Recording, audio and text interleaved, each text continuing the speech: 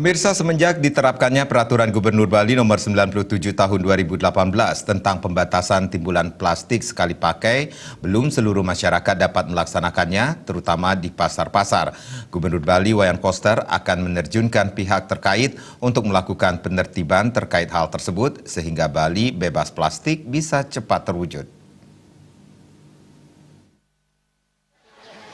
Gubernur Bali Wayan Koster mengatakan para pedagang dan pelaku usaha agar tidak menggunakan plastik dalam aktivitasnya. Pedagang juga diminta menyampaikan kepada konsumen, pembeli, agar membawa kantong plastik berbahan ramah lingkungan atau tempat belanjaan setiap melakukan transaksi.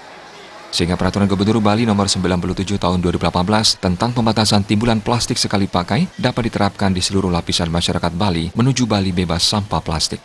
Pihaknya menambahkan akan diterjunkan UPD terkait bersama pecalang serta lembaga terkait seperti pengelola pasar agar di pasar-pasar juga tertib untuk tidak menggunakan bahan plastik.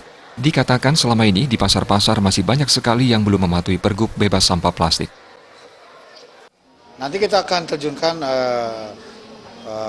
OPD bersama pecalang dan juga lembaga terkait seperti pengelola pasar agar di pasar itu juga tertib pedagangnya. Saya lihat itu kemarin saya lewat di Seseta, di mana itu ya?